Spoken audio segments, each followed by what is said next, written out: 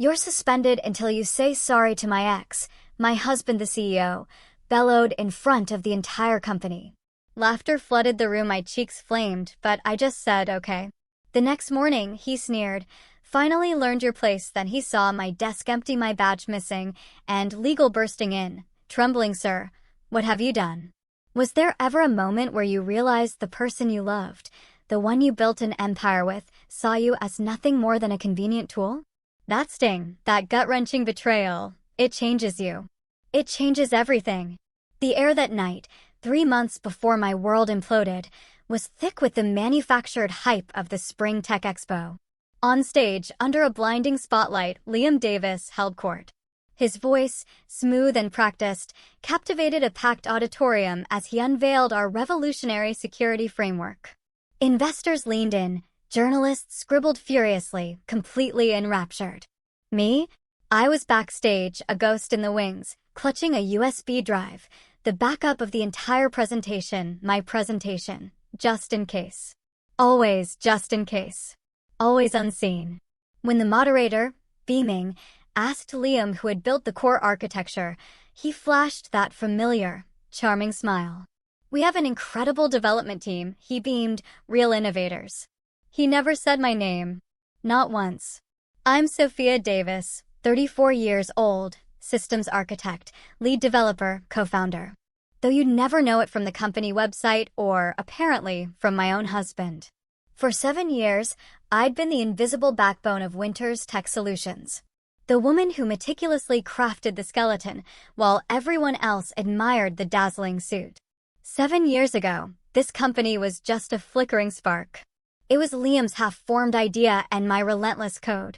We started it in our cramped, one-bedroom apartment in Brooklyn, the kind of place where you could practically hear your neighbors' whispered arguments through the walls, and the radiator clanged like a prisoner trying to escape.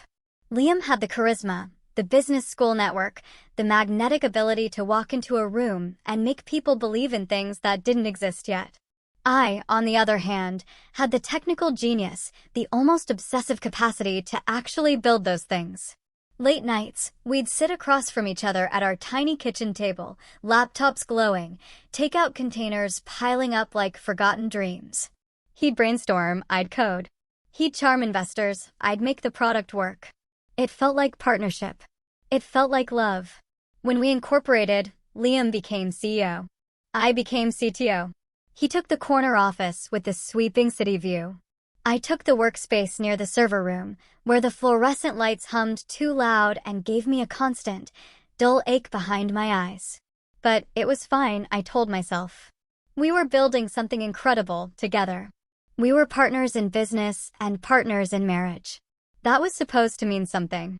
For a while, it did.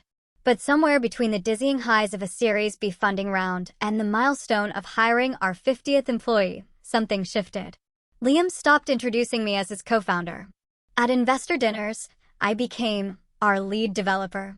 At tech conferences, I was merely part of the team.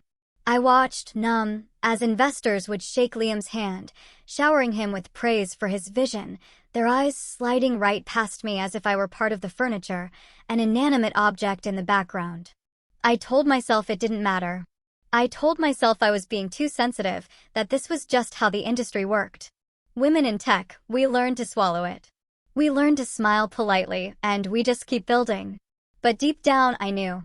I was being erased. Fully. Methodically. One dismissive introduction at a time. Then, 6 months ago, Chloe Thompson walked back into our lives like a hurricane in designer heels. Liam's ex-wife. Her name alone used to make Liam's jaw tighten, his charming facade cracking. Their divorce had been brutal, a messy tangle of accusations, ugly custody fights over their daughter, Harper, and lawyers billing hours like they were printing money. I had been there, a silent, unwavering support, holding Liam through it all. I'd listened to his vents, reassured him through his self-doubt. I had been the good wife, the supportive partner.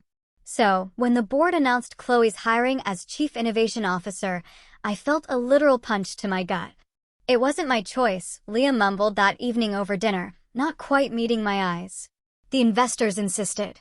Her reputation in tech is valuable. She has connections we need. What he didn't say, what I later pried out of Sam Torres, our CFO, after too many drinks at a company happy hour, was that Chloe had leverage. Dirt. On 2 board members from her consulting days. Nothing illegal, just embarrassing enough to motivate immediate cooperation. She positioned herself perfectly, and the board caved. Chloe's first staff meeting was a masterclass in subtle dominance. She glided in wearing a cream-colored blazer that probably cost more than my monthly car payment. Her dark hair, swept back in an impossibly chic way, screamed effortless confidence. She smiled at everyone, warm and charming, then her eyes, sharp and calculating, landed on me. "You must be Liam's wife," she purred, extending a perfectly manicured hand. "Not Sophia, not the CTO, Liam's wife." I shook her hand, feeling the deliberate dismissal in her grip, firm enough to seem professional, quick enough to show she didn't consider me worth her time. Over the following weeks, Chloe made her presence known. She attended meetings she had no business being in. She'd interrupt my technical explanations with buzzword-heavy suggestions that sounded impressive, but meant absolutely nothing. She'd then shoot a glance at Liam, a sly, almost conspiratorial smile playing on her lips, and he'd nod thoughtfully, as if she'd just discovered fire. Worse, she started presenting my ideas as her own innovations. Concepts I'd sketched out in internal documents, approaches I'd mentioned in team meetings, repackaged with trendy language. And Liam? He said nothing. Just looked away every single time she undermined me, as if ignoring it hard enough would make it not happen. I started noticing other things too. The way Hannah, Liam's assistant, would schedule meetings with Chloe without including me, even when they discussed systems I'd built. The way Liam came home later and later, always with some flimsy excuse about investor calls or board prep. The way he checked his phone constantly at dinner, a private, knowing smile playing on his lips at messages he wouldn't share. 3 months ago, everything came to a head. Chloe launched what she called her revolutionary security redesign. A flashy, buzzword-stuffed proposal that looked amazing in PowerPoint and would have been an unmitigated catastrophe in reality. The board loved it. Liam championed it.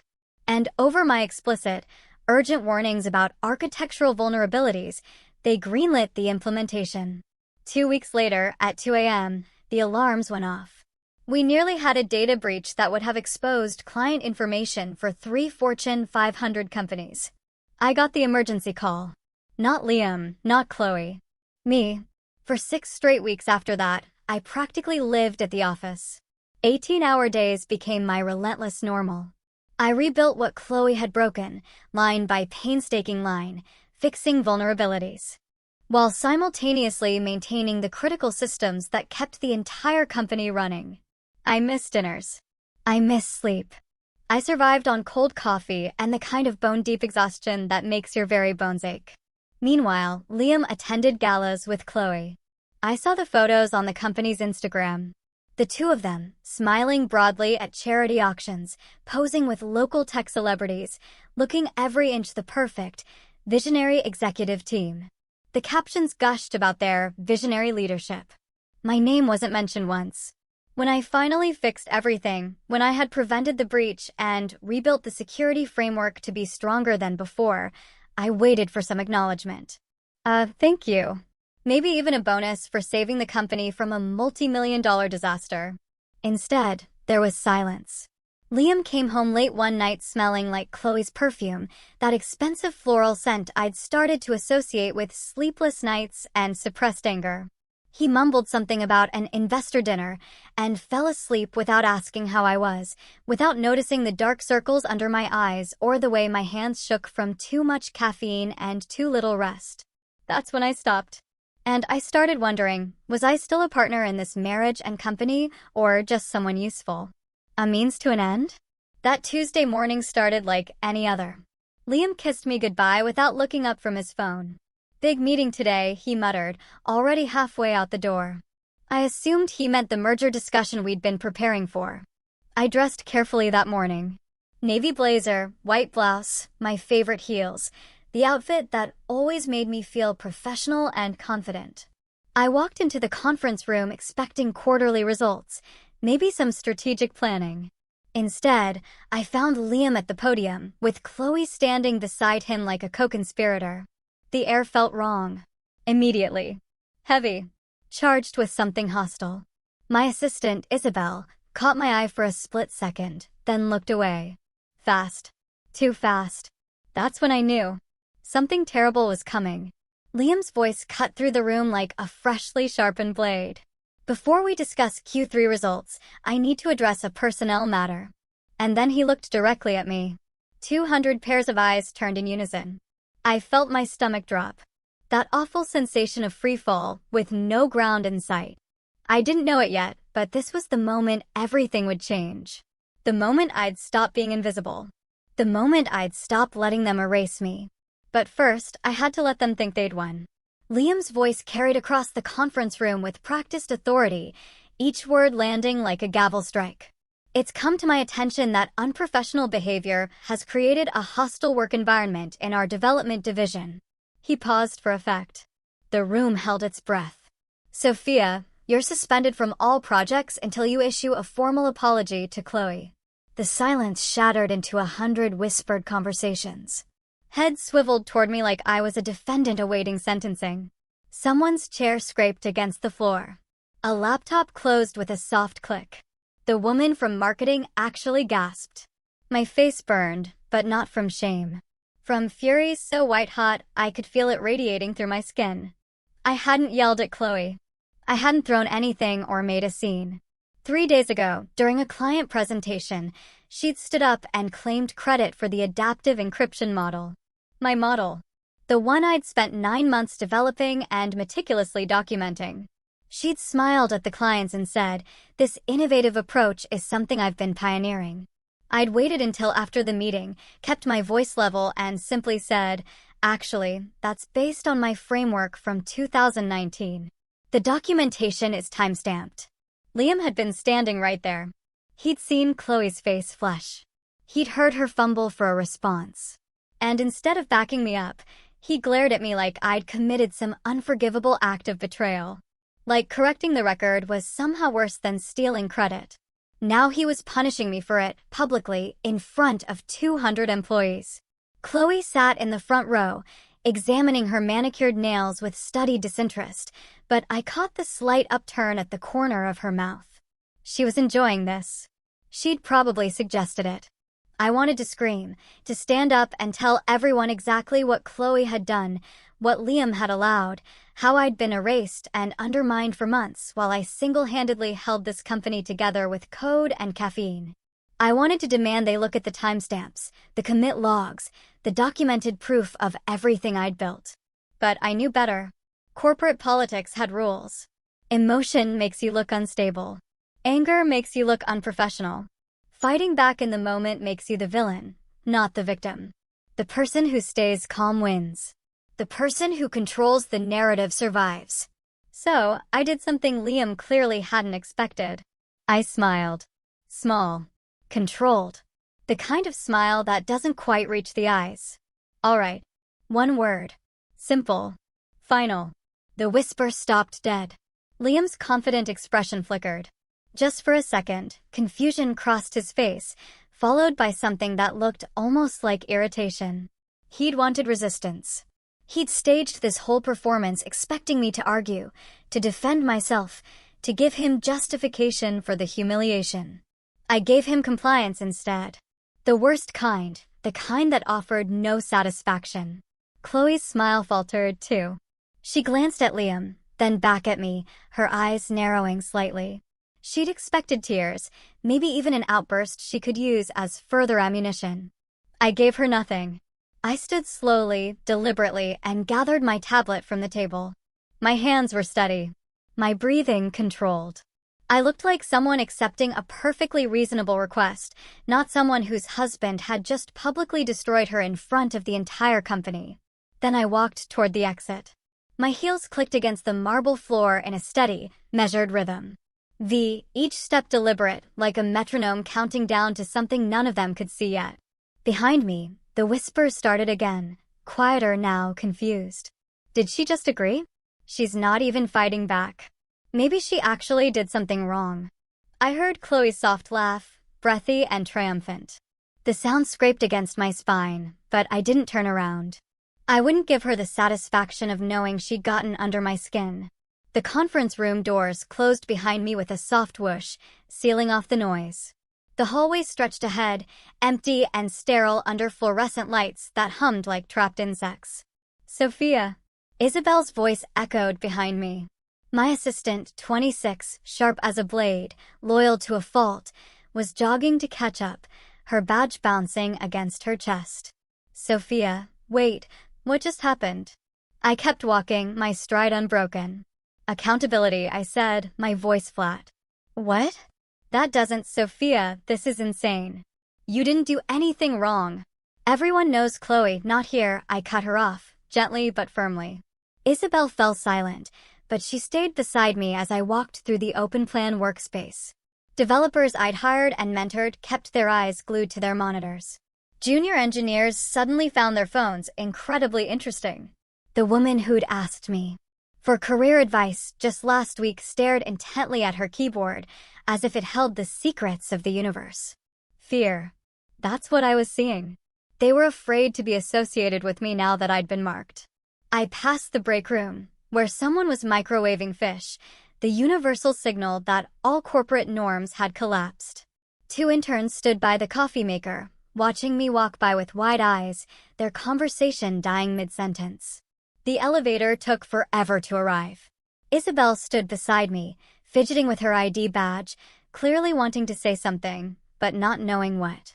When the doors finally opened, she grabbed my arm. Sophia, you can't just leave. You have to fight this. I looked at her, really looked at her.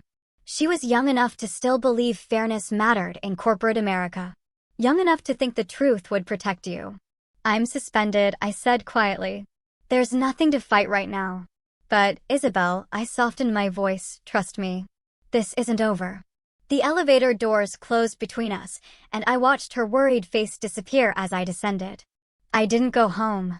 My car seemed to drive itself through downtown traffic, weaving between delivery trucks and taxis until I reached a nondescript office building 15 minutes from Winters Tech. The kind of place that houses accountants and insurance adjusters and small consulting firms nobody's ever heard of. 3rd floor, suite 304. The door was plain gray with frosted glass, labeled only with WC, for Winters Security Consulting. Liam didn't know about this place. I'd rented it 3 years ago, registered the business quietly, and told him I needed a private workspace for hobby projects. He'd nodded absently and gone back to his emails, never asking what those projects were. This was where I kept everything that mattered. Encrypted backups of every system I'd ever built for Winters Tech. Every contract. Every email. Every documented conversation. 7 years of irrefutable evidence showing that I had created the infrastructure that made the company worth $200 million. I sat down at my desk, booted up the secure server, and pulled up the original operating agreement. The one Liam had signed when we incorporated 7 years ago. Most people don't read legal documents. They skim the highlights, trust their lawyers, and sign where they're told. Liam was no exception. His lawyer had been his fraternity brother from business school. Competent enough, but not meticulous. I, however, had been meticulous.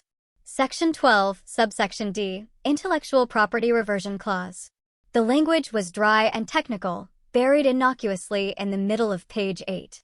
It stated that if I were ever terminated or suspended without documented cause and proper arbitration proceedings, all proprietary technology one personally developed would immediately revert to my ownership. The company would retain a temporary license, but would be required to negotiate new terms within 30 days. I'd insisted on that clause, telling Liam it was standard protection for technical founders in case the company ever got acquired or went through hostile board changes.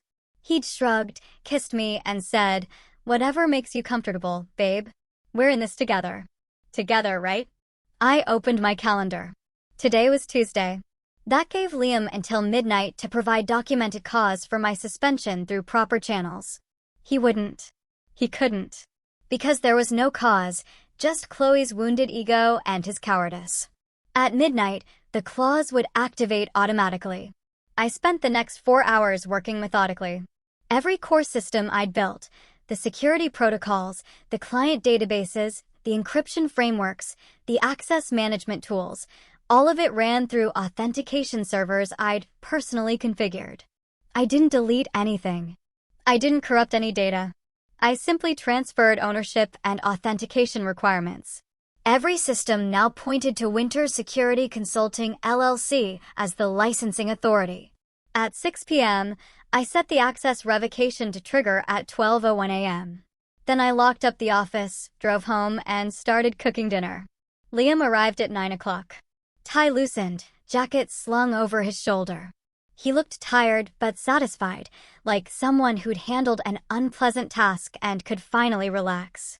"Rough day?" I asked, stirring pasta sauce at the stove.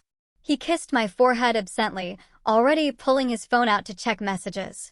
Leadership is exhausting, but necessary. Someone has to make the hard calls. "Absolutely," I said, keeping my voice light. Accountability is so important. He didn't catch the edge beneath my words. Didn't notice the way I was watching him. Didn't see the faint, almost imperceptible smile I was hiding behind the steam rising from the pot. We ate dinner mostly in silence. Liam scrolled through emails between bites. I sipped wine and thought about timestamps and access protocols and the beautiful, terrible precision of well-written code. That night, he fell asleep quickly, one arm thrown across his eyes, snoring softly. I lay awake, staring at the ceiling, watching the minutes tick toward midnight on the alarm clock. 11:47, 11:52, 11:58. At exactly 12:01 a.m., somewhere in a server room downtown, automated processes began executing. Access tokens expired. Authentication requests failed. System after system politely informed users that their licenses were no longer valid. And for the first time in weeks, I slept soundly. Not because the revenge was sweet, but because I was finally completely ready. I woke at 5:47 a.m. to the insistent vibrating of my phone against the nightstand, like a trapped insect trying to escape. Liam was still asleep beside me, one arm flung across the pillow, mouth slightly open, peaceful, oblivious. I reached for my phone and saw the notifications stacking up like a traffic pileup. 15 missed calls. 23 text messages. The notification count was still climbing as I watched. Ethan, CTO, emergency. Systems down. Call immediately. IT director, every server locked. What's happening? Liam's assistant, Hannah, need you. Everything's broken. I silenced my phone and set it face down on the nightstand. Then I got up, padded to the kitchen, and started making coffee. Real coffee, not the instant garbage Liam preferred. I ground the beans slowly, listening to the mechanical whir, breathing in the rich, dark smell. The French press took 4 minutes to steep. I counted each one, watching the sky lighten through the kitchen window, turning from deep blue to pale gray. At 12:01 a.m., while Liam slept soundly beside me, every system at Winter's Tech had gone dark. Not crashed, not corrupted. Just locked. Security badges stopped working. Access tokens expired. The investor portal that clients checked daily for portfolio updates displayed a single, polite message, license invalid. Please contact Winter Security Consulting LLC for authorization. I imagined the overnight IT team's panic. The frantic calls to supervisors. The supervisor calling the CTO. The CTO calling Liam. All of them running diagnostics, rebooting servers, checking network connections, doing everything except understanding the actual problem. They'd built their empire on my foundation. Now the foundation was asking for rent. My phone buzzed again. I ignored it and poured my coffee, adding cream until it turned the exact shade of caramel I liked. The first sip was perfect, hot, smooth, slightly bitter.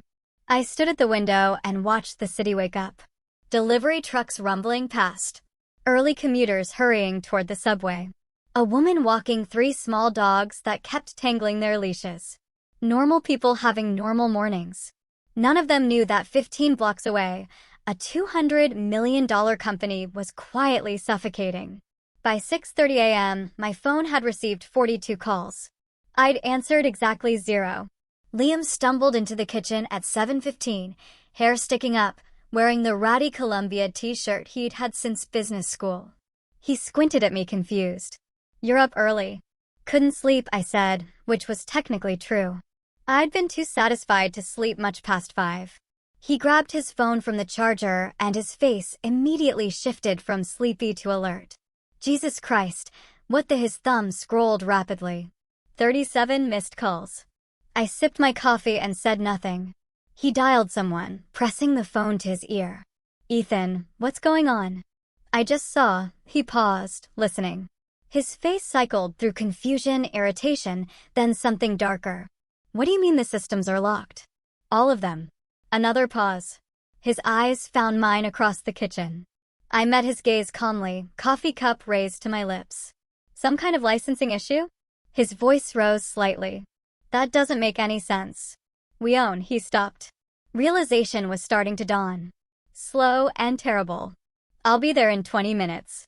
Get legal on this, now." He hung up and stared at me. "Sophia, did you know about this?" "About what?" I asked innocently. "The systems— everything's down. It says there's some kind of licensing error, but that's impossible because we own everything." He stopped again, the pieces finally clicking together in his sleep-deprived brain. "Sophia, what did you do?" I set my coffee cup down gently. "I didn't do anything, Liam. The systems are working exactly as designed. They're just asking for proper authorization." "What are you talking about?" "You should probably call Eleanor," I said. "Your lawyer. This seems like a legal question." His jaw clenched. "Sophia, if you sabotaged company systems—" "I didn't sabotage anything," I interrupted, keeping my voice level. "I suggest you check the operating agreement. Section 12, subsection D. The clause you signed 7 years ago." He stared at me like I was speaking another language. Then he turned and stalked toward the bedroom, already dialing another number. I finished my coffee in the quiet kitchen, rinsed the cup, and got dressed. Navy blazer, white blouse, the same outfit I'd worn to yesterday's humiliation. But today it felt different. Today it felt like armor. At 7:30, Liam called my personal line. I was in my car by then, sitting in traffic on the expressway, NPR murmuring on the radio about congressional budget negotiations. I let his call go to voicemail. He called again, immediately. I declined it. Third call. Decline. Fourth call. I answered, putting him on speaker. "Sophia." His voice was tight, strained. The tone of a man trying very hard to stay calm. "What the hell is going on?" "The systems are completely down. Ethan says there's some kind of licensing issue. Every access token is showing expired." I said non-committally. "That's strange. Don't play games with me." The line was cracking. "Fix this, now." I merged into the exit lane, signaling carefully. I would love to help Liam, but I'm suspended. Remember? Until I apologized to Chloe for my unprofessional behavior. The silence on the other end was so complete I thought he'd hung up. Then, quietly, "This isn't funny." "I completely agree," I said. "It's actually quite serious. You have clients who need access to their portfolios. Employees who can't get through security. A merger deadline in 3 weeks. This is very, very serious. Liam, you should probably call legal," I continued calmly. "Eleanor will be able to explain the situation better than I can. Have a good day, Liam." I hung up before he could respond. My hands were steady on the steering wheel. My heartbeat was calm, measured. This was power, and it felt like breathing after being underwater for too long. I arrived at Winters Tech at 8 a.m. exactly. The lobby was absolute chaos. The security turnstiles were offline, their little red lights blinking like angry eyes. A crowd of employees was bunched up near the elevators, which were apparently locked on some floors. The receptionist, normally polished and unflappable, looked close to tears as she manually logged people in on a paper signing sheet, her handwriting getting progressively shakier. "Sophia Davis," I said when I reached the front desk. "I have a meeting with legal." She barely glanced at me, just waved me through with a frazzled, "Go ahead." I took the stairs. The elevators were apparently only working intermittently and climbed to the executive floor. My heels echoed in the concrete stairwell, steady and rhythmic. The executive floor was somehow worse. Hannah, Liam's assistant, was at her desk juggling 3 phones, her normally perfect blonde hair falling out of its bun. When she saw me, relief flooded her face. "Sophia, thank God. He's in his office. It's really bad." "I'm sure it is," I said calmly. I didn't knock. I just opened the door and walked in. Liam was behind his desk, still in yesterday's wrinkled dress shirt, no tie. Surrounding him were Ethan, the CTO, looking pale and exhausted, 2 IT managers I recognized but couldn't name, both frantically typing on laptops, and Eleanor Vance, our lead attorney, holding a thick folder and looking like she'd rather be anywhere else on Earth. They all looked like they'd aged a decade overnight. Ethan had dark circles under his eyes that suggested he'd been up all night. One of the IT managers was literally shaking as he typed. When Liam saw me, his face cycled through a rapid sequence of emotions: confusion, anger, desperate hope, and then something I'd never seen there before: fear. "Sophia, what are you doing here?" he demanded. "You're suspended." I set my bag down on the chair by the door and kept my voice calm. "Professional. I'm here as a vendor. Eleanor called me." Every head in the room swiveled toward Eleanor. She stepped forward, holding the folder like it contained evidence of a murder. "Liam, we have a significant problem." "A very significant problem." "I know we have a problem," Liam snapped. "The systems are down. That's why I need Sophia to. The intellectual property reversion clause from your original operating agreement has been triggered," Eleanor interrupted, her voice tight, carefully controlled. "As of midnight last night." Liam blinked. "What clause?" I smiled. Just slightly. "Section 12, subsection D. The one you signed 7 years ago when we incorporated." Eleanor opened the folder and pulled out a document. The original operating agreement, covered in sticky tabs and highlighted sections. As of 12:01 a.m. this morning, Sophia legally owns all proprietary systems she personally developed, every security protocol, every encryption framework, every database architecture. Without her explicit authorization, the company cannot operate. The blood drained from Liam's face so quickly I thought he might actually faint. "That's impossible," he whispered. "It's notarized," Eleanor said. "Timestamped. And according to 3 different attorneys I consulted at 6 this morning, completely ironclad." Ethan made a strangled sound. "You're saying Sophia owns our entire infrastructure?" "Not exactly," Eleanor corrected. "She owns the intellectual property. The company has a temporary license that expired when she was suspended without documented cause and proper arbitration proceedings." Liam turned to me, voice rising. "You can't do this. This is extortion." "Actually," I said calmly, "I didn't do anything." "You did. When you suspended me publicly, without cause, without documentation, and without following the arbitration process outlined in the operating agreement." Eleanor nodded. "She's right. The suspension triggered the clause automatically." Liam's face shifted from white to angry red. "You planned this." "I prepared for this," I corrected. "There's a difference." His hands were shaking. Actually shaking. "Do you have any idea what you've done? We have the Caldwell merger in 3 weeks. We have clients who need access." I know exactly what you have," I interrupted. "The question is, what are you going to do about it?" The room went silent. Even the IT manager stopped typing. Liam looked around desperately, at Ethan, at Eleanor, at the IT team. No one was coming to his rescue. No one had a solution. Finally, his shoulders sagged. "What do you want?" I picked up my bag and walked toward the conference table, settling into a chair like I was attending any normal meeting. "Let's discuss terms."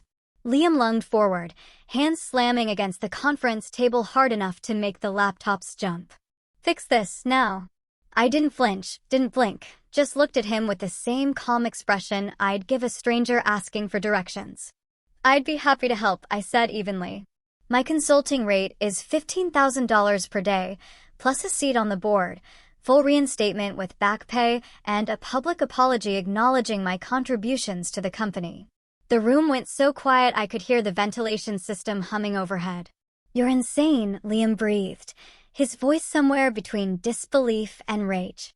"I'm expensive," I corrected. "There's a difference." Ethan, the CTO, cleared his throat nervously. He looked like he'd been awake for 36 hours straight, which he probably had. Sir, with all due respect, if we don't resolve this by noon, we miss the Caldwell merger deadline. That's $40 million plus breach of contract penalties. We're looking at total exposure of, I know what we're looking at. Liam snapped, cutting him off, but I could see it happening. The slow, terrible realization spreading across his face like ink on water. He was cornered. Completely. Utterly cornered. He turned back to me, jaw clenched so hard I heard his teeth grind. Fine. Whatever you want. Just fix the systems. I pulled out my phone, opened my notes app, and began typing. Not quite. I also want Chloe's resignation. Effective immediately, escorted out by security within the hour. His eyes widened. Absolutely not. I looked up from my phone, meeting his gaze directly. Then I guess you'll be rebuilding your entire security infrastructure from scratch. Should only take 3, maybe 4 years. Assuming you can find someone with my skill set who's willing to reverse engineer everything without documentation. I paused, letting that sink in. Good luck with that merger, though. Liam opened his mouth, closed it, opened it again. He looked like a fish gasping on dry land. One of the IT managers, the younger one with the nervous habit of cracking his knuckles, spoke up quietly. She's right, sir. Without the source documentation, we'd be starting from zero. Every client integration, every security protocol, I get it. Liam interrupted sharply. Eleanor, who'd been standing off to the side, watching this entire exchange like a referee at a boxing match, stepped forward and leaned close to Liam's ear. She whispered something I couldn't hear, but I watched his face shift from rage to something closer to despair. He pulled away from her and slumped back into his chair, suddenly looking much older than his 42 years. What do you really want, Sophia? His voice was quiet now, stripped of the earlier bravado, almost pleading. I sat down across from him, folding my hands on the table. I want what I built. Not a licensing agreement, not consulting fees. Ownership. You want the company? He sounded genuinely shocked. Just the tech division, I clarified. You can keep your CEO title, keep your corner office with the city view, keep doing whatever it is you do at those investor galas, but I own the systems. I get 40% equity in the company, and I report directly to the board. Not to you. Not to anyone else. Just the board. The silence that followed was absolute. Ethan looked stunned, his mouth slightly open. The IT managers had stopped pretending to work and were just staring. Eleanor had pulled out her laptop and was already typing, her fingers flying across the keys. Liam stared at me like he was seeing me for the first time, like the woman sitting across from him was a stranger wearing his wife's face. You planned this, he whispered. I prepared for this, I corrected. There's a difference. You created the situation. I simply protected myself from it. Before he could respond, Eleanor's phone buzzed. She glanced at the screen, frowned, and stepped toward the door. Excuse me one moment. She opened the door and spoke quietly to someone in the hallway. When she turned back, her assistant, a sharp young woman named Olivia, followed her in, looking flustered and worried. Eleanor, I'm sorry to interrupt, but we have another situation. Olivia's voice was tight. It's urgent. Chloe Thompson submitted a patent application last week. It came across my desk this morning during the system emergency. She's claiming she invented the adaptive security framework. The room went completely still. Then I laughed. I actually laughed out loud. Not a polite corporate chuckle, but a genuine, surprised laugh that echoed off the glass walls. She did what? Olivia turned the tablet toward me. There it was, clear as day. A patent application filed 6 days ago with the U.S. Patent and Trademark Office. Applicant, Chloe Thompson. Title, Revolutionary Adaptive Security Architecture with Dynamic Threat Response. My architecture. My 7 years of work. With her name on it. Liam's face went from exhausted gray to bone white. Chloe wouldn't. She couldn't. She absolutely would, Eleanor interrupted, her voice sharp as she scanned the document. And she did. This constitutes fraud and intellectual property theft. If this had gone through, the company would own nothing.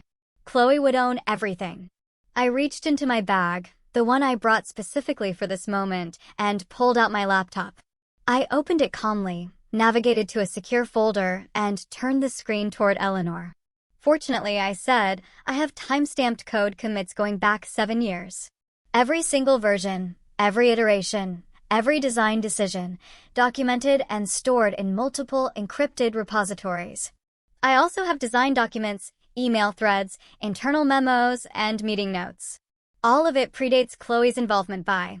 I glanced at the patent filing date, approximately 6 years and 11 months.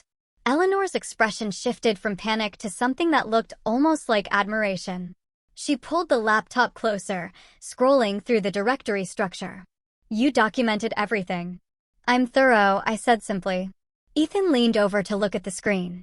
That's the entire development history. Every branch, every merge, every. He looked at me with new respect. You kept records of everything. I'm a systems architect, I said. Documentation is literally part of my job description. Liam was still staring at the patent application on Olivia's tablet. His hands were shaking slightly. Why would she? What was she thinking? She was thinking she could steal my work and sell it to the highest bidder after she left, I said flatly. Or leverage it to force the company to give her more equity. Either way, she saw an opportunity and took it. Eleanor was already on her phone. I'm calling outside counsel. We need to file an immediate challenge to this patent application and potentially pursue criminal charges. Wait, Liam said hoarsely. Criminal charges against Chloe? She committed fraud, Eleanor said bluntly. Filed a false patent application with stolen intellectual property. That's a federal crime, Liam. If we don't pursue it aggressively, we look complicit. I watched the reality settle over him. The woman he defended, the woman he'd chosen over me in meeting after meeting, had just tried to steal the company's most valuable asset. Liam looked at me, his voice barely above a whisper. What do you want? I leaned forward, holding his gaze. Full ownership of the tech division. 40% equity in Winter's Tech Solutions. A seat on the board with voting rights. And Chloe Thompson escorted out of this building by security within the hour. Her resignation letter signed and submitted before she leaves. He opened his mouth to argue. Eleanor cut him off before he could speak.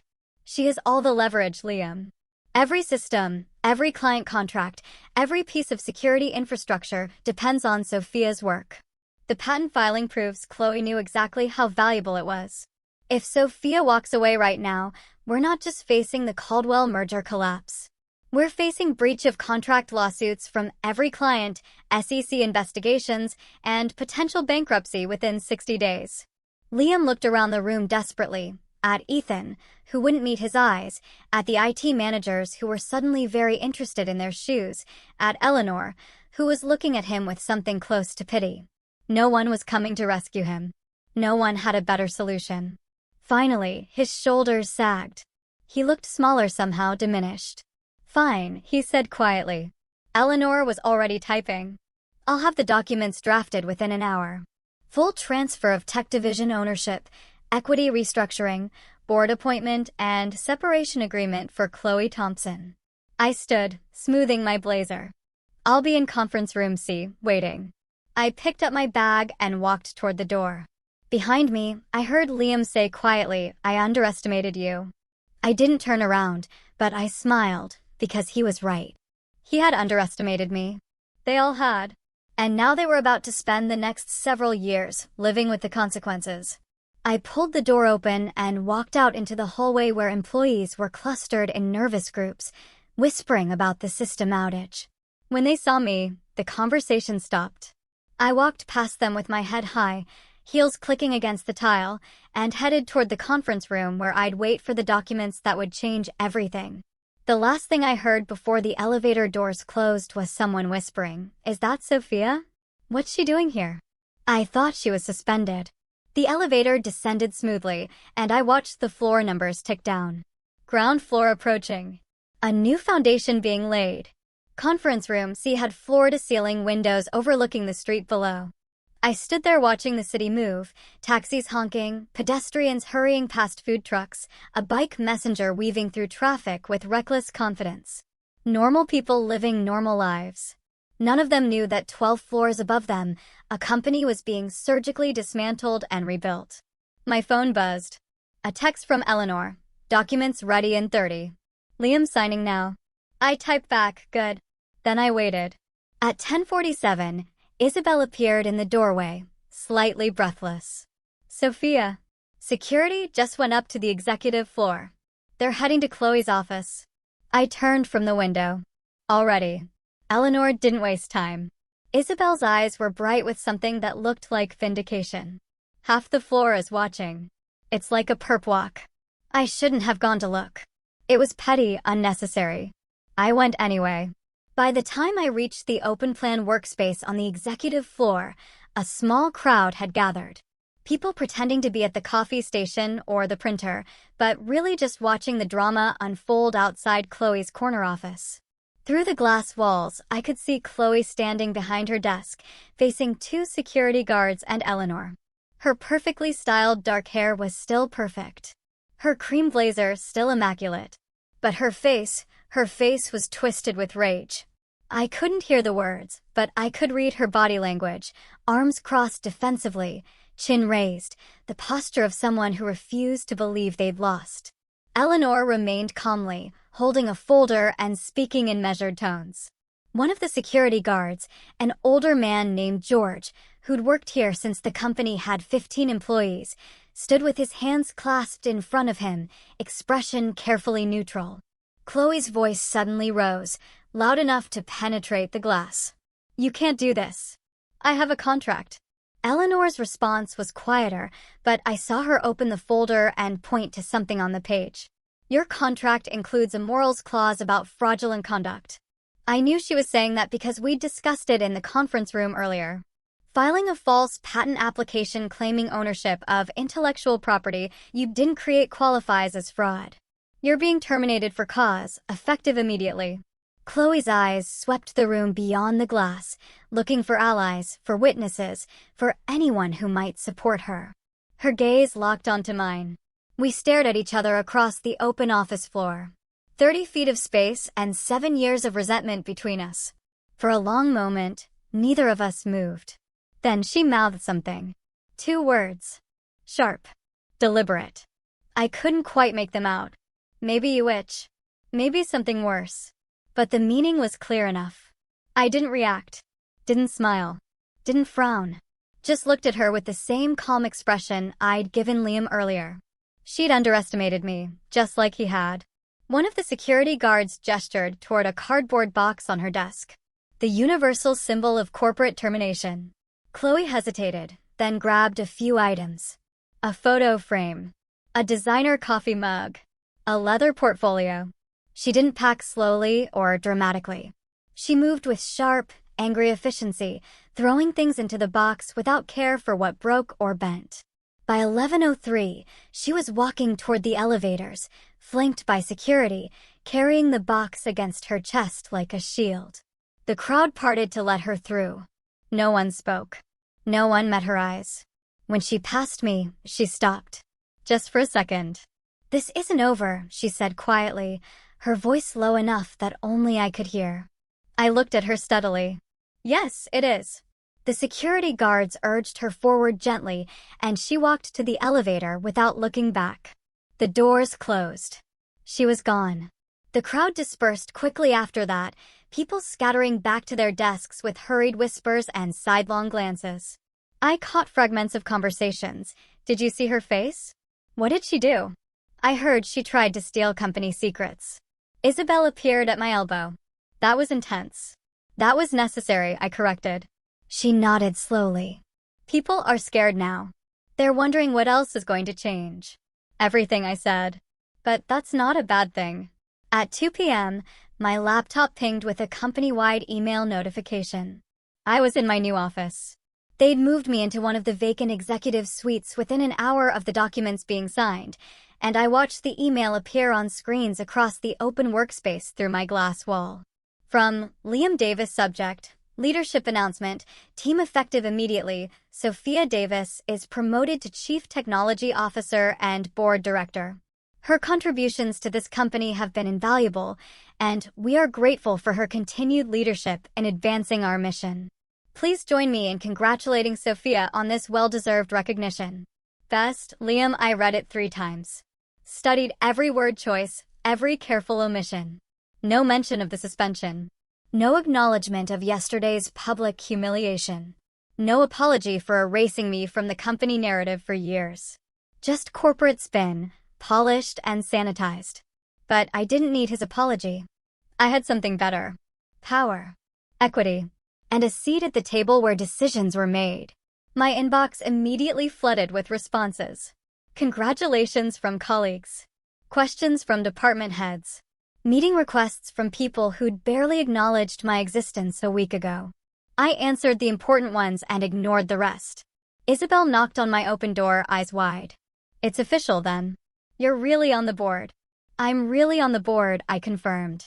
She stepped inside, closing the door behind her. Can I ask you something? Of course. How long have you been planning this? I considered the question. I wasn't planning it.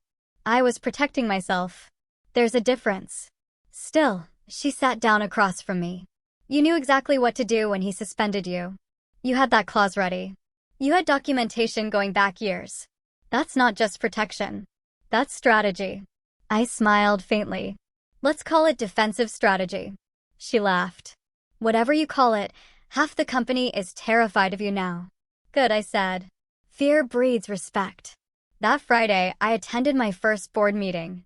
The conference room was on the top floor. Windows overlooking the city, a massive mahogany table that probably cost more than my first car, leather chairs that whispered wealth and power. Liam sat at the head of the table, same as always. But something was different. His shoulders were tighter. His smile was forced. The easy confidence that usually filled the room like expensive cologne was gone. I sat 3 seats down on the left side. Eleanor sat beside me, her laptop open and ready. The other board members trickled in: Daniel Chin, the venture capitalist who'd led our Series B, Julia Miller, a tech industry veteran with 30 years of experience, Sam Torres, our CFO, and 2 others I recognized but hadn't worked with directly. Liam started the meeting with the standard opening remarks, but his voice lacked conviction. He stumbled slightly over the agenda items, had to check his notes twice, kept clearing his throat. When he reached the Caldwell merger discussion, he fumbled the projections, mixing up revenue forecasts and security audit timelines. Julia frowned. Liam, can you clarify the security integration timeline? The buyer needs assurance that I can address that, I said smoothly, opening my tablet. Everyone turned toward me. I pulled up the updated security assurance documentation, the work I'd completed after rebuilding Chloe's disaster, and walked them through the integration timeline, the redundancy protocols, the third-party audit results. The room was silent except for my voice. When I finished, Daniel leaned forward. This is excellent work, Sophia. Thorough. Detailed. Exactly what we need. He glanced at Liam, then back to me. Why haven't we heard more from you in these meetings before? I met his gaze calmly. Good question. Liam shifted uncomfortably. Julia's expression was carefully neutral, but I saw something shift in her eyes. A new calculation being made. The meeting continued. The board approved the merger unanimously. When Liam called for adjournment, people gathered their things quickly, clearly ready to escape the tension. Daniel caught up with me at the door. Sophia, do you have a minute? We stepped into an empty hallway alcove. I want to apologize, he said quietly. We should have made you board director years ago. Liam's been protective of the leadership structure. He wanted to maintain a certain image. He paused. We let him. You did, I agreed.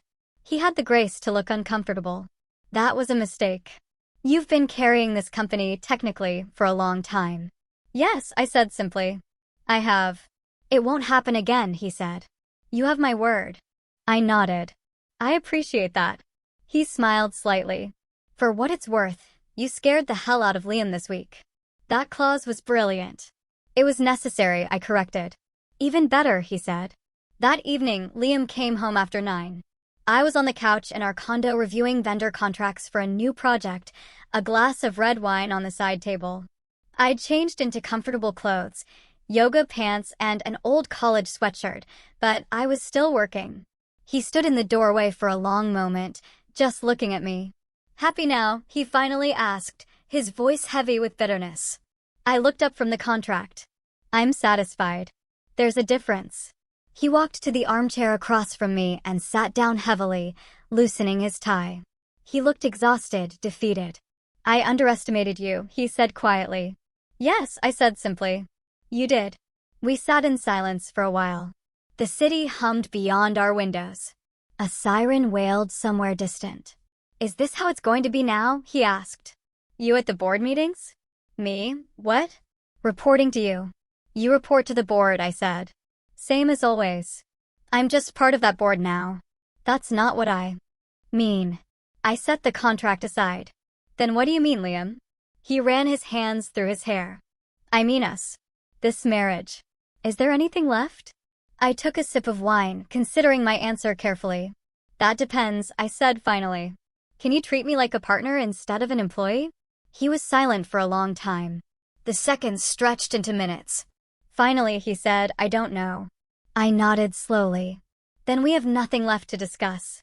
He stood, walked toward the bedroom, and closed the door behind him. I stayed on the couch, staring out at the city lights, blinking in the darkness. Something between us had broken, something fundamental and irreparable. And for the first time in 7 years, I was completely okay with that. The bedroom door stayed closed that night. And the next night. And the one after that. Liam moved into the guest room without discussion, taking only his pillow and a change of clothes. We passed each other in the mornings like roommates who'd signed a lease together by accident. Polite. Distant. Careful not to make eye contact for too long. I told myself it was temporary, that we needed space, that maybe after some time we could figure out how to exist in the same home again. But 2 weeks later, I knew the truth. We were already living separate lives. We just hadn't made it official yet. On a Tuesday morning, exactly 16 days after I'd taken my seat on the board, I called Victoria Stone. Victoria was a divorce attorney who'd been recommended by Eleanor. "If you ever need to untangle a complicated marriage," Eleanor had said carefully, "she's the best. Discreet, strategic, and she doesn't lose." Victoria's office was in a sleek high-rise downtown, all glass and steel and minimalist furniture that cost more than it looked. She was in her early 50s with silver-streaked haircut in a sharp bob and glasses that made her look like a librarian who moonlighted as a corporate assassin. "Tell me what you need," she said after we'd exchanged pleasantries, and she poured us both coffee from an expensive-looking French press. I laid it out simply. "I want a divorce. My husband and I own a tech company. I have 40% equity. He's the CEO. I'm CTO and board director. It's complicated, but I want it clean." Victoria made notes on a legal pad, her handwriting precise and angular. "How complicated?" "We started the company together 7 years ago. I built all the proprietary technology. He handled business development. Recently, things deteriorated. He publicly humiliated me, suspended me without cause, and I had to leverage an IP reversion clause to get my position back." Victoria looked up sharply. "You have an IP reversion clause in your operating agreement?" "I do, and it held up completely." She smiled. The kind of smile a chess player gives when they realize their opponent just made a fatal mistake. "Then you have significant leverage. He can't push you out. He can't buy you out without your consent. You own the foundation the company is built on." "I know," I said. "But I don't want to destroy him. I just want what's fair." Victoria set down her pen. "Fair is exactly what we'll get." But Sophia, in my experience, fair often looks like victory to the person who's been underestimated for too long. "Are you prepared for that?" I thought about it. About Liam's face when he'd realized what I'd done.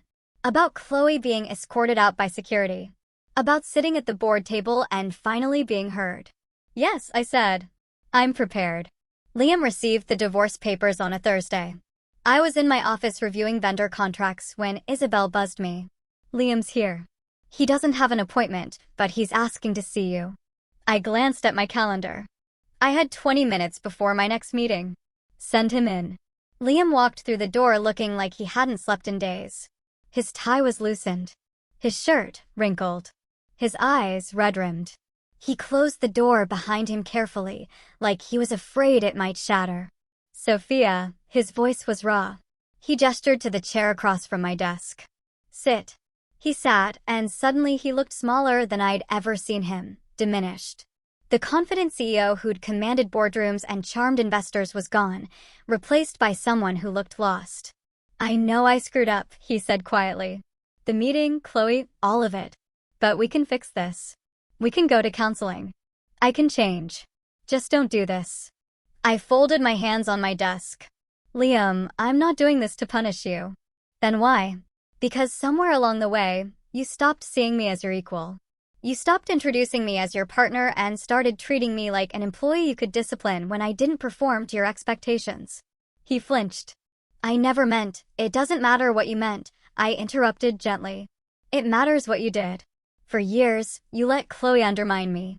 You stood by while investors ignored me. You took credit for work I did and acted like my contributions were just expected, like I was supposed to build the infrastructure while you collected the accolades. I didn't see it that way. I know, I said. That's the problem. He was silent for a long moment, staring at his hands. What do you want from me? A clean split, I said. You keep the CEO title. I keep my equity and full control of the tech division. We remain co-owners, but we work independently. We don't have to be enemies, Liam. We just can't be married anymore. His voice was barely a whisper. Is there anything I can do to change your mind? I thought about that question. Really thought about it. Can you honestly tell me you see me as your equal? I asked. Not as my wife, not as the person who built the tech. As your equal partner in every sense of the word. He opened his mouth, closed it, looked away. That was answer enough. I didn't think so, I said softly. He stood slowly, like his joints hurt. I'll have my lawyer contact Victoria. Thank you. He walked to the door, then paused with his hand on the handle. For what it's worth, I really did love you. I know, I said. But love isn't enough when there's no respect. He left without another word. The divorce was finalized 3 months later. It was surprisingly amicable, as far as high-asset divorces go. Liam didn't fight me on the equity split or the tech division control. He didn't drag it out with endless motions and counter-motions. Victoria suspected he knew he couldn't win. He's smart enough to recognize when he's outmatched, she said during one of our final meetings. And honestly, I think part of him knows you're right. That makes it easier. We divided our assets with surgical precision. I kept the downtown condo, the 2-bedroom with the balcony overlooking the city that I'd always loved. Liam kept the house in the suburbs, the 4-bedroom colonial with the yard and the garage he'd insisted we needed for the future. We sold the vacation property in Vermont, the cabin we bought 3 years ago with dreams of weekend getaways that never happened because Liam was always too busy with investor meetings. We split the proceeds down the middle. The retirement accounts, the investment portfolios, the art collection, all of it divided with mathematical fairness. On the day we signed the final papers, we met in a conference room at Victoria's office. Liam's lawyer, a quiet man named Mark, was there, too, mostly just reviewed documents and nodded. The notary walked us through the signatures, her voice professionally neutral. Sign here, initial here, date here. 23 pages of legal jargon, reducing 7 years of marriage to bullet points and asset divisions. When it was done, Liam looked at me across the polished conference table. His eyes were sad, but clear. I really did love you, you know. I met his gaze. I know. But love isn't enough when there's no respect. He nodded slowly, understanding finally settling into his expression. I'm sorry it took me this long to see that. Me too. We shook hands. Formal. Final. The notary witnessed it like it was just another business transaction. And maybe that's all it was anymore. The first month after the divorce was strange. I'd lived with Liam for 7 years. First in the cramped Brooklyn apartment, then in progressively nicer places as the company grew. I'd gotten used to the sound of him moving through our space. The way he left coffee cups on the counter. The particular rhythm of his breathing when he slept. Coming home to silence was disorienting at first. But slowly, I started to reclaim the space as mine. I rearranged the furniture, moving the couch away from the wall so it faced the windows instead of the TV. I painted the bedroom walls a soft gray blue that Liam had always vetoed as too cold. I hung art I'd bought years ago but never displayed because he'd called it too abstract or too modern. I bought new sheets, soft white linen that felt like sleeping in a cloud. I replaced his heavy blackout curtains with sheer ones that let the morning light filter through. Little by little, the condo stopped feeling like our space and started feeling like my space. At work, I threw myself into leading the tech division with a clarity I hadn't felt in years. I hired 3 new senior developers. I launched 2 projects that had been stuck in committee for months. I reorganized the team structure to reward innovation instead of seniority. Employees who'd once avoided me in the hallways now stopped to ask questions, to pitch ideas, to seek my input on decisions.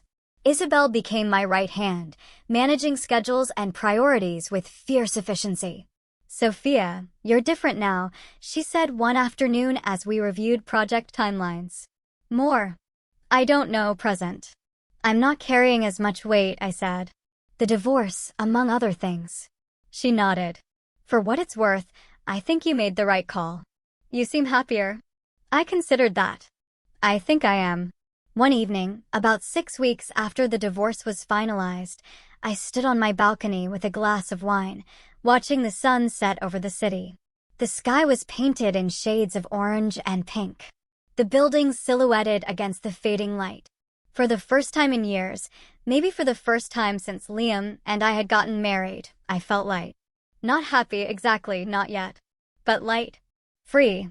Like I'd been carrying a weight so long I'd forgotten it was there. And now someone had lifted it off my shoulders.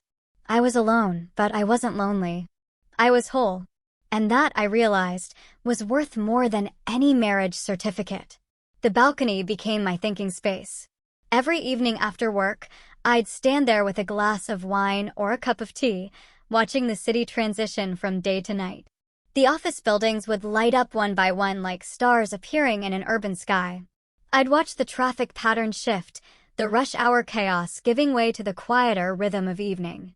It was during one of these moments, about 6 months after the divorce was finalized, that I realized something had fundamentally changed. I wasn't just surviving anymore. I was building. The tech division had become the crown jewel of Winter's Tech Solutions. In the 6 months since I'd taken full control, we'd grown from 32 employees to 57.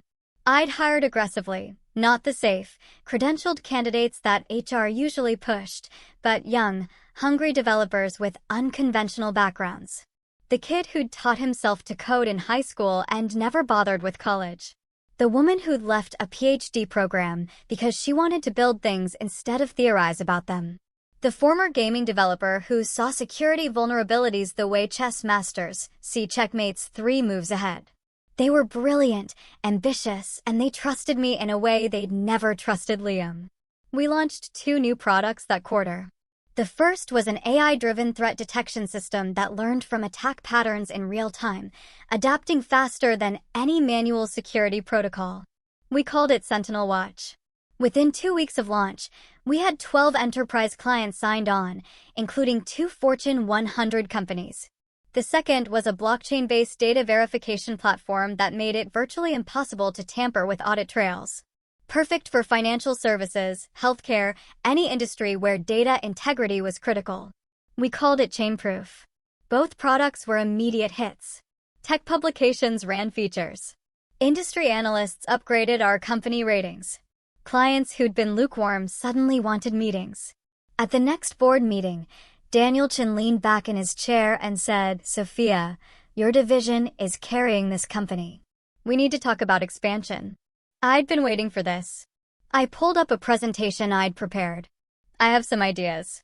For the next 20 minutes, I walked them through my vision, opening a West Coast office, hiring specialized teams for different verticals, potentially acquiring a smaller security firm to expand our capabilities. The board members listened intently, asked smart questions, nodded at the right moments. Liam sat at the far end of the table, silent. His CEO title felt increasingly ceremonial. He still managed day-to-day operations, HR issues, facility management, vendor negotiations, but I was the one driving growth. I was the one bringing in new revenue. It was a complete reversal of our original dynamic, and neither of us had quite anticipated how strange it would feel. After the meeting, Julia Miller pulled me aside. That was impressive. You've really come into your own. Thank you, I said. Between you and me, she lowered her voice. The board's been discussing succession planning. Liam, he's struggling. We may need to make some changes in the next year. I nodded slowly. I understand. She studied my face. How would you feel about that? It's not personal, I said. It's what's best for the company. She smiled. Good answer. 2 weeks later, my assistant buzzed me during lunch. Sophia, there's a Noah Miller on the line. He says you don't know him, but he's hoping you'll take the call. I didn't recognize the name. What company? Sentinel Systems. I'd heard of them. A small but promising cybersecurity startup making waves with some innovative authentication protocols. Put him through, I said. Noah Miller had a voice that matched his reputation. Confident, direct, no wasted words. Miss Davis, thank you for taking my call. I'll be brief. I've been following your work for the past 2 years. The security framework you built is the best I've seen in the industry. I'd like to discuss a partnership. What kind of partnership? I asked. The kind where we license your core architecture, build on it, and give you equity in Sentinel, plus a seat on our board. I want to create the next generation of security tools. And I can't do it without your foundation. It was bold, ambitious, exactly the kind of offer that would have made Liam nervous. I loved it immediately. Let's meet, I said. We met at a coffee shop in Soho 3 days later. Noah was younger than I'd expected. Mid-30s, wearing jeans and a blazer over a t-shirt that said, "Encrypt everything." He had the kind of energy that made you sit up straighter, talk faster, think bigger. Here's what I see, he said after we'd ordered. The security industry is stuck. Everyone's building incremental improvements on the same old models, but your framework, the way you've architected adaptive response systems, that's genuinely innovative. Thank you, I said. I don't want to just license it, he continued. I want to partner with you. Your architecture as the foundation, my team building the next layer of intelligent threat response. We split the revenue. You get 15% equity in Sentinel, and you help guide the technical direction. I sipped my coffee, considering, why not just hire your own architect? Because they wouldn't be you, he said simply. You think 3 moves ahead. That's rare. We talked for 2 hours about security models, about the future of cyber threats, about building companies that prioritized innovation over politics. When we finally stood to leave, I shook his hand. Send me the term sheet. I'm interested. He grinned. You won't regret this. 3 months later, Sentinel Systems launched Sentinel Guard, a next-generation security platform built on my architecture and Noah's team's innovations. The tech press went wild. TechCrunch, revolutionary security platform disrupts industry standards. Wired, meet the architect behind the year's most innovative cybersecurity tool. Forbes, Sophia Davis, from corporate shadow to industry pioneer. Suddenly, I wasn't Liam's ex-wife or the developer at Winters Tech. I was Sophia Davis, innovator. My name was on conference keynotes. Podcast hosts wanted interviews. Venture capitalists asked for coffee meetings. It was surreal and validating and occasionally overwhelming. Isabel helped me manage the influx. You're going to need a PR person if this keeps up, she said, scrolling through interview requests. One thing at a time, I said. But I was smiling. While I thrived, Liam struggled. It wasn't dramatic. No public meltdown, no scandal. Just a slow erosion of confidence and authority. The board grew increasingly impatient with his leadership. Quarterly revenues plateaued. 2 key executives left for competitors. The company culture, which had always been Liam's strength, started to feel directionless. I heard the whispers in meetings, saw the looks exchanged between board members. One evening, I ran into Liam at a company event. One of those obligatory networking mixers where everyone pretends to enjoy warm wine and stale crackers. He was standing alone near the windows, looking out at the city. He'd lost weight. There were new lines around his eyes. "Congratulations on Sentinel," he said when I approached. "It's impressive work." "Thank you," I said. He hesitated, swirling the wine in his glass. "I've been thinking about stepping down. Maybe it's time." I studied his face. There was no bitterness there, just resignation. Maybe even relief. "What would you do?" I asked. He shrugged. "I don't know. Consult, maybe.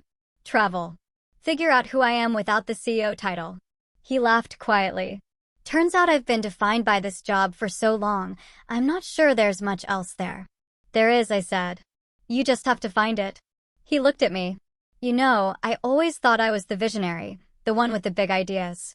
But you were the one who actually built everything." "Yes," I said simply. "I was." He nodded slowly, accepting that truth. "I'm sorry it took me this long to see it." "Me too."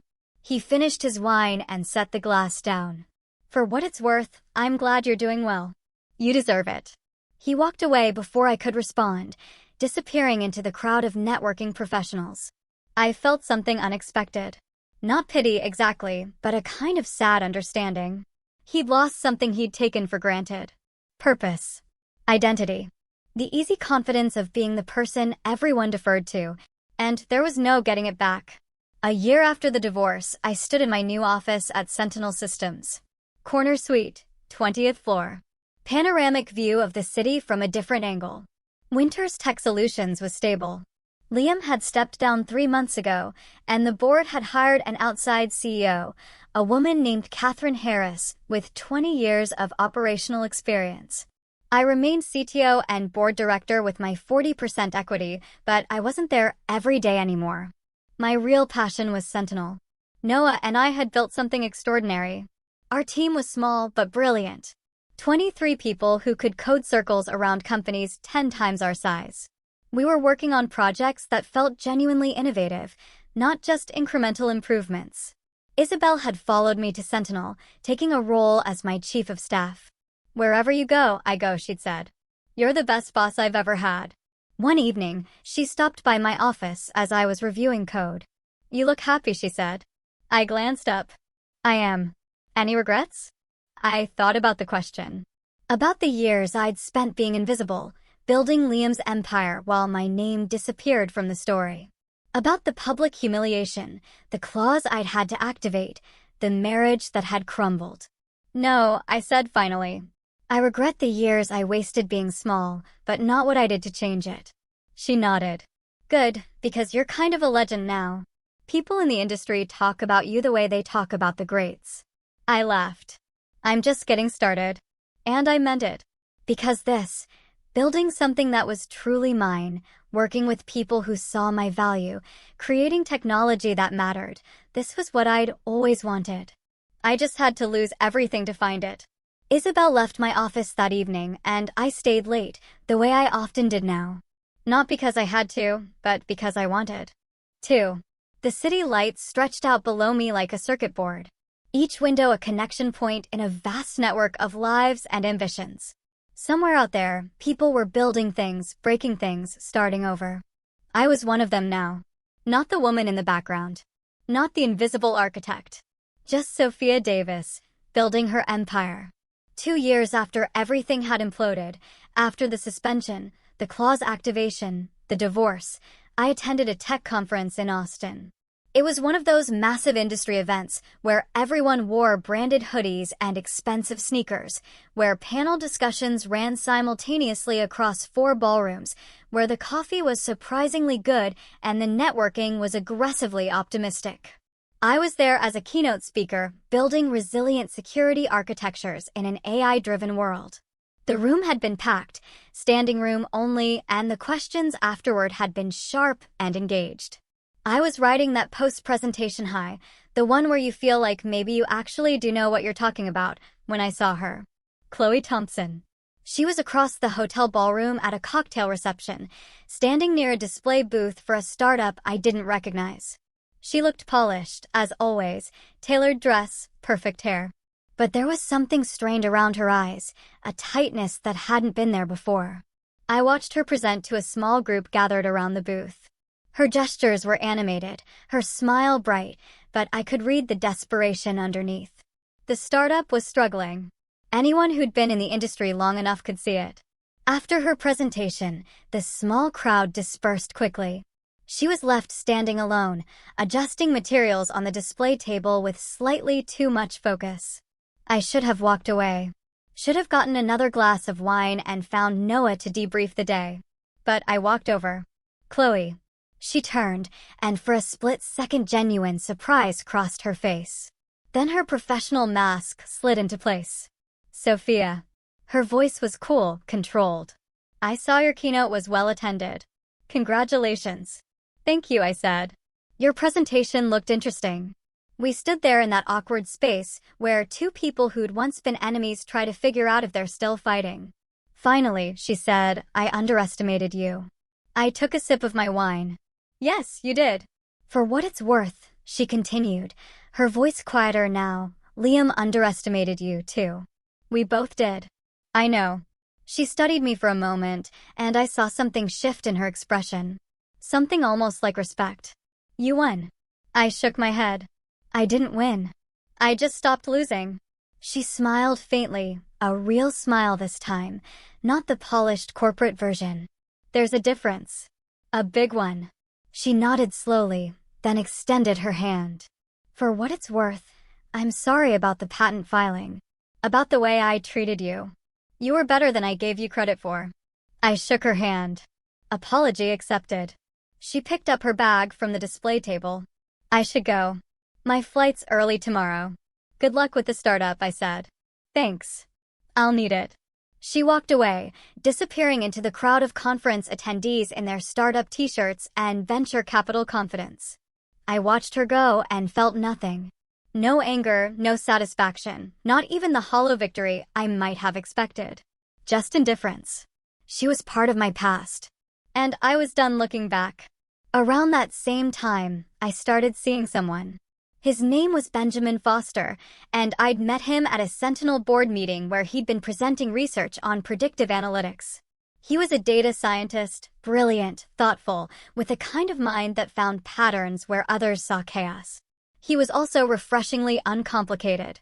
On our third date, over Vietnamese food at a tiny restaurant in the East Village, he said, "Can I ask you something?"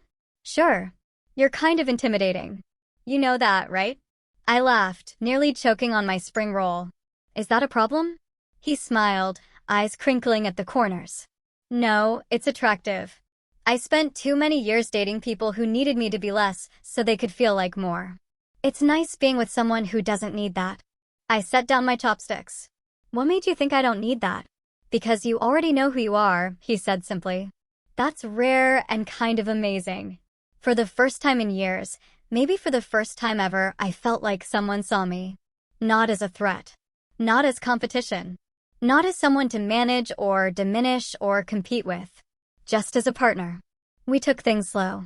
There was no rush, no pressure to define what we were or where it was going. I'd learned the hard way that some things can't be forced, that real partnership requires space to breathe. He asked about my work because he was genuinely interested, not because he wanted to take credit. He celebrated my successes without feeling diminished by them. When I traveled for conferences, he didn't sulk or demand reassurance. He just said, "Have a great trip," and meant it. It was so different from my marriage to Liam that sometimes I had to remind myself this was actually how it was supposed to feel. One quiet Sunday morning, about 3 years after the suspension that had changed everything, I sat at my desk with a cup of coffee and a blank piece of paper. I don't know what prompted it. Maybe it was seeing Chloe and realizing how far I'd come. Maybe it was the contentment I felt with Benjamin. Maybe it was just time. I started writing a letter. Not to send. Not to anyone specific. Just to process. To close a chapter. Dear Sophia, you're going to build something incredible, and someone you trust is going to try to take it from you. It will hurt. You'll question everything, your worth, your choices, your voice. You'll lie awake at night wondering if you're too sensitive, too demanding, too difficult. You'll make yourself smaller, trying to fit into spaces that were never designed for you. But here's what I need you to know. You are not invisible. You never were. You were just surrounded by people who needed you to be small so they could feel big. When the moment comes, and it will come, trust yourself. Trust the clauses you wrote when you were being paranoid. Trust the documentation you kept when everyone told you it was excessive. Trust the backups you made when they said you were overthinking. Trust that silence can be more powerful than shouting.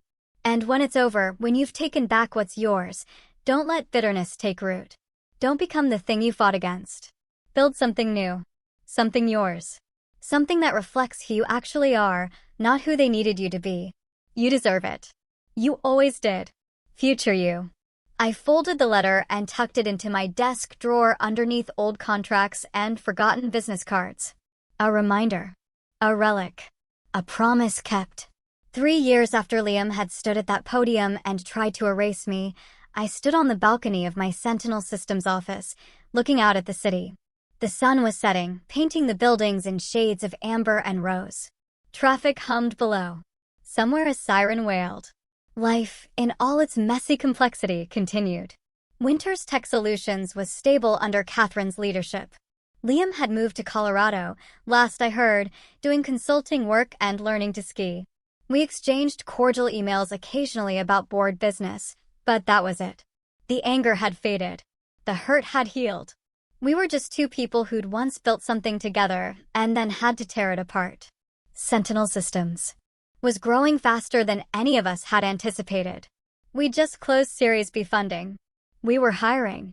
Noah and I were already planning the next phase. International expansion, maybe, or a strategic acquisition. I had equity, influence, respect. But more than any of that, I had peace. I thought about the woman I'd been 3 years ago. Quiet. Accommodating. Making herself invisible to keep the peace. She was gone. Not erased, but transformed, tempered by fire into something stronger. I'd learned that power isn't given. It's built. Line by line. Clause by clause. Backup by backup. Liam had tried to erase me. Chloe had tried to steal from me. The board had tried to overlook me. But I'd been 10 steps ahead the entire time.